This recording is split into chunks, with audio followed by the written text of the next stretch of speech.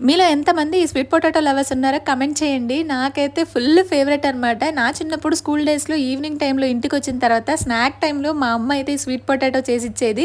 One of my favourite అని చెప్తాను నేనైతే ఈ రెసిపీ. చాలా సింపుల్. ఫస్ట్ అయితే స్వీట్ పొటాటోని బాగా వాష్ చేసుకోండి. దీనికి బాగా డస్ట్ ఉంటుంది కాబట్టి 1కి 2 సార్లు బాగా క్లీన్ చేసుకున్న తర్వాత వాటి తొడుములనేవి తీసుకొని నేను వీడియోలో చూపిస్తున్నట్లుగా కొంచెం గ్యాప్ ఇస్తూ కొంచెం పెద్ద పీసెస్ గానే కట్ చేసుకోవాలి. చాలా సింపుల్‌గా 15 మినిట్స్‌లోనే అయిపోతుంది. ఫస్ట్ అయితే స్టవ్ వెలిగించుకొని కట్ చేసి పక్కన పెట్టుకున్న స్వీట్ పొటాటో పీసెస్ని ఒక బౌల్లో యాడ్ చేసుకోండి. 1 టేబుల్ స్పూన్ వరకు నెయ్యిని యాడ్ చేసుకొని స్వీట్నెస్కి తగ్గట్టుగా బెల్లం తురుమును కూడా యాడ్ చేసుకొని వాటర్ని నేను వీడియోలో చూపిస్తున్నట్టు స్ప్రింకిల్ చేసుకొని ఇలా మూత పెట్టేసుకొని మనం మధ్య మధ్యలో నేను వీడియోలో చూపిస్తున్నట్లు ఇలా కదుపుకోవాలి. వాటర్లో ఉడకపెట్టాల్సిన అవసరం లేకుండానే ఇలా సింపుల్గా నేను చూపిస్తున్న ప్రాసెస్ అనేది రిపీట్ చేసుకుంటూ మనం వీటిని బాయిల్ చేసుకోవచ్చు.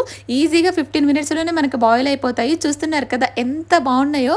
చూడ్డానికే కాదు తినడానికి కూడా అంతే టేస్టీగా ఉంటాయి. ఈ ప్రాసెస్లో ఎవరైనా ట్రై చేయకపోతే ఒకసారి ట్రై చేయండి. చాలా చాలా బాగుంటాయి.